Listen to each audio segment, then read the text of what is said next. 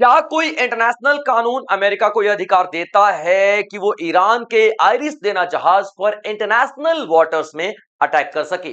ये सवाल केवल एक मिलिट्री स्ट्राइक का नहीं है, बल्कि पूरे इंटरनेशनल लॉ सिस्टम का है।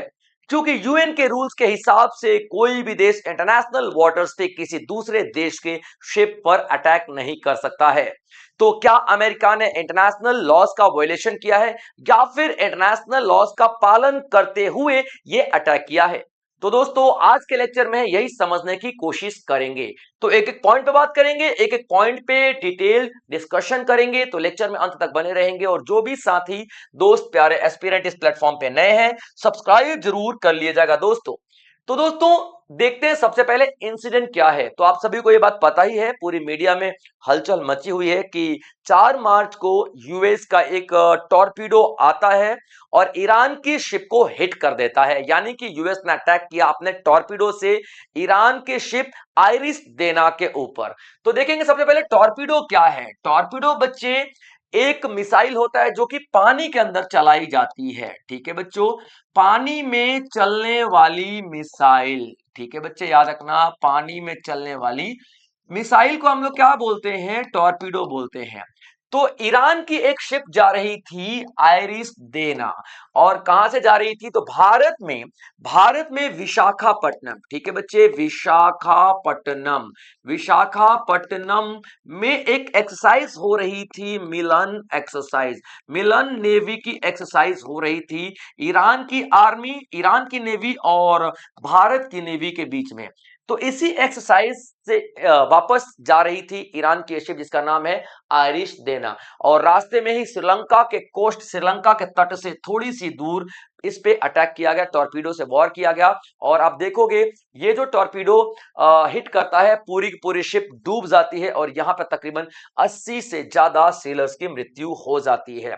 अभी पूरी ग्लोबल मीडिया में सवाल उठ रहा है कि क्या इंटरनेशनल वाटर्स में किसी दूसरे देश के शिप पे हिट कर देना, अटैक कर देना, इंटरनेशनल लॉज का वायलेशन है कि नहीं है। ये सब समझने के लिए आपको समझना पड़ेगा पहले कि इंटरनेशनल वाटर क्या होता है और कौन कौन से इंटरनेशनल कानून है, और वो इंटरनेशनल कानून क्या क्या कहते हैं। सबसे पहले ये समझने की कोशिश करते हैं कि ये इंसिडेंट इतना इंपॉर्टेंट क्यों है। ये इंसिडेंट इतना इंपॉर्टेंट इसलिए है क्योंकि ये बहुत सारे सवाल खड़े कर रहा है। पहला सवाल आप लोग देखोगे कि क्या क्या कोई वॉरशिप के ऊपर अटैक किया जा सकता है जो कि इंटरनेशनल वाटर में है? इंटरनेशनल वाटर में है। अब इंटरनेशनल वाटर का मतलब समझते हैं। जैसे मान लीजिए कि ये आपको सीशेल्स दिख रहा है, ठीक है, आपको सीशेल्स दिख रहा है, ठीक है बच्चे, कोई भी देश। तो किसी भी देश के 12 नॉटिकल माइल तक, 12 नॉटिकल माइल तक क्या होता है भाई साहब? उसका टेरिटोरियल सी कहलाता है, यानी कि उसका पर्सनल एरिया कहलाता है, और उसमें कोई भी देश की नेवी नहीं जा सकती है। उसके बाद 200 नॉटिकल माइल तक, उसके बाद 200 नॉटिकल माइल तक, ठीक है बच्चे, 200 नॉटिकल माइल तक एक्सक्लूसिव इकोनॉमिक जोन कहलाता है। एक्सक्लूसिव इकोनॉमिक जोन कहलाता है। एक्सक्लूसिव इकोनॉमिक जोन का मतलब क्या होता है बच्चे? यहाँ पे एक्सक्लूसिव इकोनॉमिक जोन का मतलब होता है कि उस एरिया में ये देश जो कि सीशेल था, ये रिसोर्सेज का अधिकारी होता है, यानी कि रिसोर्सेज इसी के पास है, इसी का अधिकार है 200 नॉटिकल माइल तक। और 200 नॉटिकल माइल से बाहर का एरिया होता है, उसको हम लोग बोलते हैं इंटरनेशनल वाटर, यानी कि पूरी दुनिया के कोई भी देश इंटरनेशनल वाटर में आ जा सकता है। ठीक है बच्चे, याद रखना। तो आप यहाँ पे क्या देखते हो? इंटरनेशनल वाटर में ही ये हमला हुआ है, यानी कि किसी भी देश की बाउंड्री वहां तक नहीं जाती है। ठीक है बच्चे, तो पहला सवाल देखो, क्या इंटरनेशनल वाटर में किसी भी वॉरशिप पे अटैक करना लीगल है? दूसरा सवाल, इंटरनेशनल मैरीटाइम लॉ अलाउ करता है क्या इस तरीके का अटैक? और अगर नहीं करता है तो क्या ये सेल्फ डिफेंस में अटैक किया गया था, या फिर लीगल एग्रेशन, यानी कि सेल्फ डिफेंस का कोई सवाल ही नहीं है, भैया मूड में आया मैंने टॉर्पीडो उड़ा दिया आप लोगों के ऊपर। क्या ऐसा कंडीशन है? क्या ये अमानवीय व्यवहार है? क्या इस तरीके के एक्शन आगे भी लिए जा सकते हैं? क्या इस तरीके के एक्शन को रोकने के कोई कानून है? हम सभी चीजों पर डिस्कस करेंगे, और यहाँ पे देखेंगे कि सबसे बड़ा जो सवाल उठ रहा है इंडियन ओशन में असुरक्षा का। ठीक है बच्चे, इंडियन ओशन सिक्योरिटी की बात करेंगे आगे चलकर, ठीक है बच्चे, क्योंकि ये इंडियन ओशन में ही अटैक किया गया है। लेकिन सबसे पहले देखते हैं टॉर्पीडो, जिस टॉर्पीडो से अटैक किया गया था वो टॉर्पीडो का नाम क्या है? मार्क 48 टॉर्पीडो, जो कि 1972 में बनाया गया था यूएस आर्मी के द्वारा। और ये किस तरीके का अटैक करता है? तो अंडर वाटर एक्सप्लोसिव अटैक करता है, यानी कि शिप के नीचे से वॉर करेगा। ये दिखाई शिप शिप के नीचे से ऐसे वॉर करेगा और शिप जो है पूरी तरीके से टूट जाएगी। ठीक है बच्चे, शिप पूरी तरीके से टूट जाएगी और इतना वॉर होता है, इतना बड़ा तगड़ा वॉर होता है कि दो हिस्सों में भी बंट सकती है। ठीक है बच्चे, याद रखना।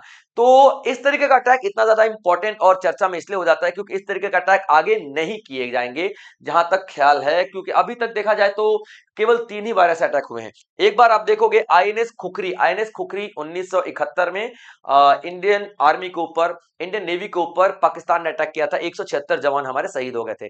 उसके बाद एक अटैक आप लोग देखोगे, ठीक है, जनरल जनरल बेलग्रानो जो कि यूके के थे, उन्होंने अर्जेंटीना के शिप पर अटैक किया था और तकरीबन तकरीबन 323 सेलर्स की मृत्यु हो गई थी। उसके बाद आप देखोगे यहाँ पे कि साउथ कोरिया के ऊपर नॉर्थ कोरिया ने भी एक बार अटैक किया, तो 3 बार ही ये ओवरऑल अटैक आपको देखने के लिए मिलेगा। ठीक है बच्चे, तो ये अटैक बहुत बड़ा अटैक माना जाता है क्योंकि इंटरनेशनल वाटर में आप इंटरनेशनल अंतरराष्ट्रीय कानूनों का उल्लंघन कर रहे हो। देखिए, तो कौन कौन से अंतरराष्ट्रीय कानूनों का उल्लंघन कर रहे हो, कौन कौन से अंतरराष्ट्रीय कानून यहाँ पे आते हैं? 4 कानून आप लोग देखोगे। पहले देखोगे United Nation Convention on the laws of the sea, UN clause के नाम से इसको हम लोग जानते हैं। क्या जानते हैं? यूएन क्लॉज के नाम से जानते हैं, यानी कि law of the naval warfare. दूसरा कानून law of the naval warfare. पहला वाला यूएन क्लॉज क्या बताता है? एरिया बताता है, 12 नॉटिकल माइल, 200 नॉटिकल माइल और इसके आगे इंटरनेशनल वाटर, ये बताता है। ये लड़ाई वड़ाई के बारे में रूल रेगुलेशन नहीं बताएगा। ठीक है, लॉ ऑफ नेवल वॉरफेयर, समुद्र में कौन होगा? नेवी होगा, तो दो देशों की नेवी जो वॉर करेगी ना, तो उसके रूल रेगुलेशन क्या होंगे, ये डिसाइड किया जाता है। यूनाइटेड नेशन चार्टर बताता है हमको भाई साहब कि युद्ध में कौन कौन से प्रोविजंस अपनाए जाने चाहिए। ठीक है बच्चे, याद रखेंगे आप लोग एक एक पॉइंट, यानी कि आप कब सेल्फ डिफेंस के लिए मार सकते हो कि नहीं मार सकते हो। भाई शिप आ रही है, धड़ाधड़ बोल रही है, तो मैं तो मारूंगा ही ना, तो सेल्फ डिफेंस के लिए मार सकते हो कि नहीं मार सकते हो, रूल रेगुलेशन बताता है। उसके बाद इंटरनेशनल लेवल, उसके बाद इंटरनेशनल ह्यूमैनिटेरियन लॉ की बात करेंगे, यानी कि मानवीय ता के आधार पर और यहाँ पे देखो इंसानियत के आधार पर जो कानून बनाए गए हैं उसकी। अब इन चारों कानूनों को डिस्कस करके हमको क्या क्या समझ में आएगा आगे, याद रखना, डिस्कस करने वाले हैं क्या क्या मिलेगा कि नेविगेशन राइट, यानी कि कहां तक हमारा नेविगेशन राइट है। जैसे कि मैंने आपको क्या बताया कि 200 मीटर के 200 नॉटिकल माइल के आगे कोई भी देश नेविगेशन कर सकता है, यानी कि अपने शिप लेकर के जा सकता है। मैरीटाइम ज्यूरिसडिक्शन पता चलेगी, यानी कि 12 नॉटिकल माइल, 200 नॉटिकल माइल, उसके आगे ज्यूरिसडिक्शन। उसके बाद नेवी का वॉरफेयर कैसा होना चाहिए, युद्ध कैसा होना चाहिए, और यूज ऑफ फोर्स, समुद्र में अपनी ताकत का इस्तेमाल कोई भी देश कितना कर सकता है और कैसे कर सकता है, सभी का बात करेंगे।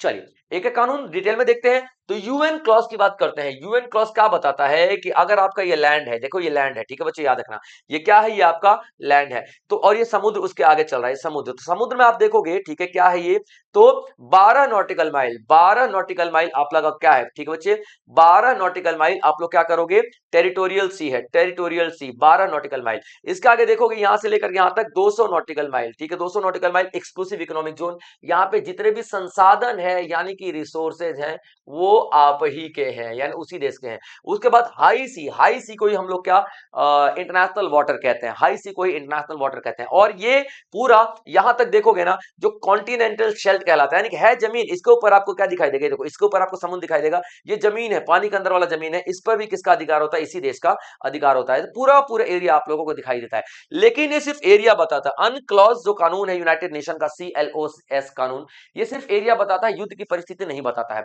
युद्ध की परिस्थिति यहां पे हम लोग देखेंगे कि was the Iranian worship a legal target, क्या ईरानियन वॉरशिप पे जो टारगेट किया गया था वो कानूनी रूप से सही था, लीगल टारगेट था। तो देखते हैं क्या क्या चीजें। Under law of naval warfare enemy warship are legitimate military target, यानी कि एक दूसरे को अगर आर्मी दोनों की थ्रेट है, लग रहा है कि भाई मेरी नेवी को उसकी नेवी से खतरा है और दोनों देशों में युद्ध चल रहा है ऑलरेडी, तो एक दूसरे को टारगेट किया जा सकता है।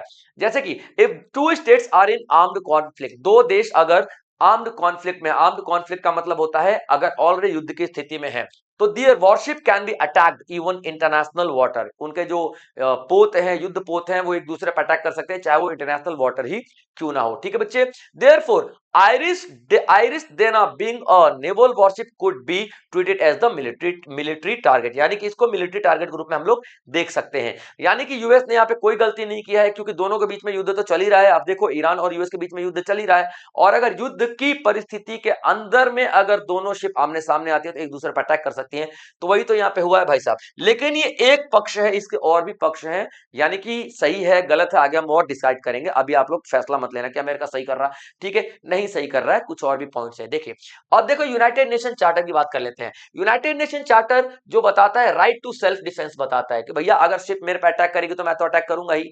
तो अमेरिका यहाँ पे क्या बताएगा कि भैया वो मेरे पे अटैक करने वाला था इसलिए मैंने उस पर अटैक कर दिया, यानी कि सेल्फ डिफेंस वाली बात यहाँ पे आ जाएगी। ठीक है बच्चे, तो आप यहाँ पे क्या देखोगे, बताता क्या है, आर्टिकल 2 कौन से एक्ट का, तो यूनाइटेड चार्टर का article second, article 2 sub article 4 क्या बताता है, रोकता है, prohibits use of force against another state, यानी कि आप अपनी ताकत का इस्तेमाल दूसरे राज्य के ताकत के खिलाफ नहीं कर सकते हो। दूसरा आप लोग देखोगे ये, तो जाहिर सी बात है इस लिहाज से अमेरिका अटैक नहीं कर सकता था ईरान के शिप पे, नहीं कर सकता, तो नहीं कर सकता भाई। लेकिन at the same time article 51 बताता है कि नहीं नहीं, सेल्फ डिफेंस हुआ के लिए तो कर ही सकत है, सेल्फ डिफेंस हुआ के लिए कर ही सकत है भैया, सब जो है ना।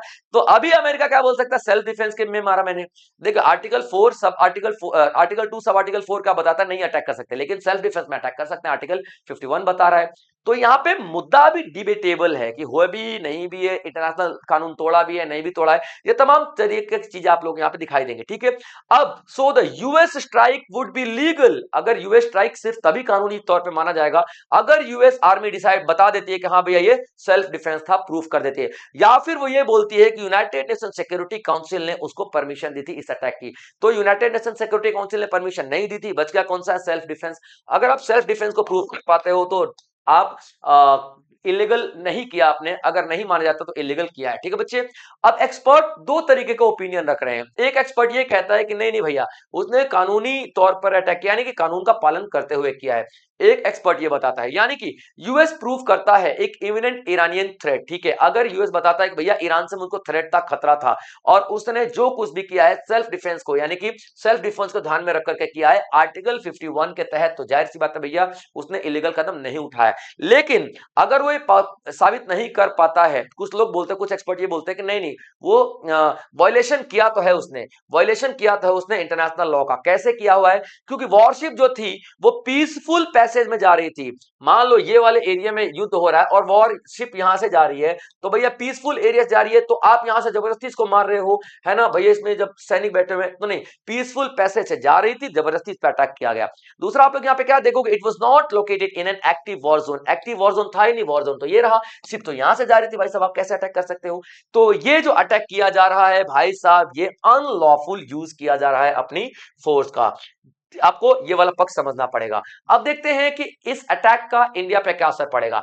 मैरीटाइम सिक्योरिटी यानी कि समुद्री सुरक्षा की हम यहां पे बात करेंगे, क्या, समुद्री सुरक्षा की हम यहां पे बात करेंगे। ठीक है बच्चों, समुद्री सुरक्षा, अटैक कहां पे हुआ है भाई साहब, तो इंडियन ओशन में, यानी कि हिंद महासागर में अटैक हुआ है। जब हिंद महासागर में अटैक हुआ है तो जाहिर सी बात है भैया यहाँ पे हिंद महासागर की सुरक्षा पर अब बहुत बड़ा सवाल खड़ा उठ रहा है कि भाई साहब अब नेवी यहाँ पे अपनी आएगी भी नहीं, किसी देश की नेवी आएगी भी नहीं एक्सरसाइज करने के लिए या फिर ट्रेड करने के लिए। आप लोग देखो हिंद महासागर से तकरीबन 90% के आसपास भारत का ट्रेड होता है ना बच्चे। तो यही अगर खतरे में रहेगा तो जाहिर सी बात है भैया हमारी पूरी सिक्योरिटी खतरे में रहेगी। रीजनल इंस्टेबिलिटी यानी कि आसपास के एरिया में, जैसे ईरान हो गया, श्रीलंका वगैरह हो गया, में इस पूरे एरिया में अगर अटैक होता रहेगा तो भैया इंस्टेबिलिटी हमारे यहाँ भी आएगी, जाहिर सी बात है। उसके बाद नेवल स्ट्रेटजी, अब ये इतना बड़ा अटैक हो चुका है ना कि भारत को अपनी नेवी पे और ज्यादा खर्चा करना पड़ेगा, और सैनिक लगाने पड़ेंगे, और शिप्स लगाने पड़ेंगे, और टेक्नोलॉजी लगानी पड़ेगी, और ड्रोन लगाने पड़ेंगे, और बजट बढ़ाना पड़ेगा। तो भारत के ऊपर एक अननेसेसरी बर्डन आने वाला है। ट्रेड और शिपिंग की बात कर लेते हैं।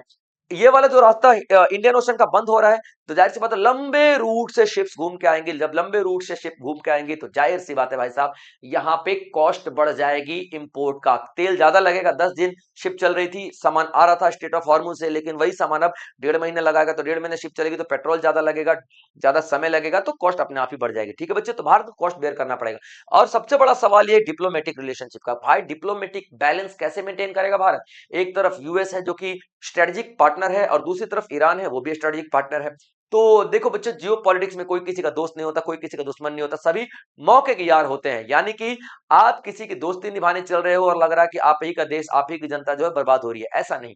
आपको सबसे पहले आपको खुद का देश देखना पड़ेगा। खुद के देश में आप अगर आप सही कर रहे हो तो जाहिर सी बात है फिर इंटरनेशनल लेवल पे जाकर के किसी की मदद कर सकते हो, ईरान की मदद किया जा सकता है।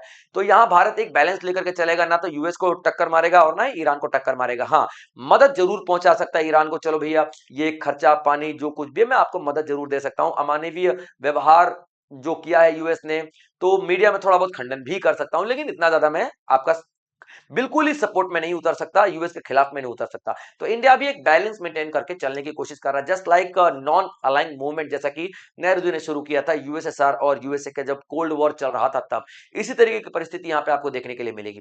तो दोस्तों ये था हमारा आज का सेशन, आई होप आप लोगों ने एंजॉय किया होगा और तमाम नोट्स जरूर बनाए होंगे। इसी तरीके के और भी बेहतरीन सेशंस मैं आप लोगों के लिए लेकर के आता रहूंगा। तब तक आप लोग अपना ध्यान रखेंगे बच्चों। जय हिंद।